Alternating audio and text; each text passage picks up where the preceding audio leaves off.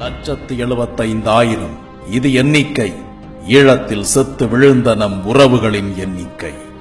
அன்றைய ஆட்சியாளர்கள் அலைக்கற்றை ஊழலில் அடித்த கோடிகளின் எண்ணிக்கை. நம் உறவுகளின் பிணங்களை பார்த்து கதறிக் கொண்டிருந்தோம். துரோகிகள் பதவி வெறி பிடித்து நம் பகைவனுக்கு உதவி கொண்டிருந்தார்கள். எம் இனத்தின் ரத்தம் குடித்த இத்தாலி காட்டேரியும் எம் இனத்தை அடகு வைத்த திராவிட குள்ளனரையும் கைகோர்த்து வருகிறது பள்ளிலித்து வாக்கு எனும் பிச்சை கேட்டு. மறந்து விடுவாயா மானத் தமிழினமே, கூர்தீட்டி வைத்திரு வாக்கு எனும் உன் ஆயுதத்தை. பழிதீர்க்க வேண்டும் நம் இனத்தை அழித்த பகைவர்களை. சென்னை பெருவெள்ளம் மறந்திருக்க மாட்டாய். மீட்பு பணியில் ஒவ்வொரு நொடியும் முக்கியம் என்ற நிலையில் மானம் கெட்ட நம் அமைச்சர்கள் நீட்டி முழங்கிக் கொண்டிருந்தார்கள் புரட்சி தலைவி தங்கத்தாரகை என்று. 3 நாட்களாகியும் வெளியே வரவில்லை நம்மை ஆண்ட முதல்வர். இதில் வாட்ஸ்அப்பில் உருகி நடித்து ஒப்பாரி வேறு. அரசு எந்திரமே முடங்கி போனது.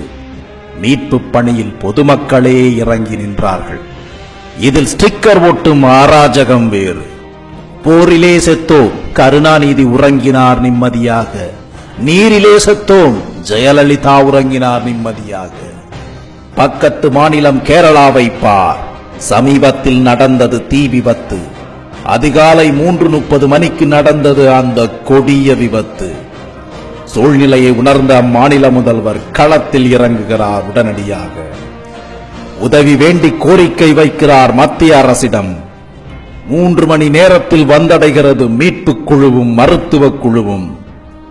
மாலைக்குள் முடிந்தது மீட்பு பணி. இது எப்படி சாத்தியமானது?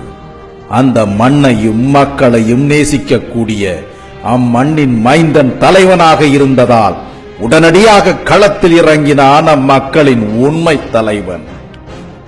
இந்த சூழல் தமிழகத்தில் உள்ளதா? மானத் தமிழினமே, நன்றாக சிந்தித்துப்பார். நம் இனம் அழியும் போது அதை வைத்து அரசியல் பிழைப்பு நடத்தியவர்கள் இவர்கள். இவர்களா நம் இனத்திற்கு தலைமை? இதை உணர்ந்து திராவிட கட்சிகளை தூக்கி எறிவோம். தமிழனாய் ஒன்றிணைவோம். நம்மவரையே அரியணை ஏற்றுவோம். சிந்தித்து வாக்களிப்பீர் இரட்டை மெழுகுவர்த்தி.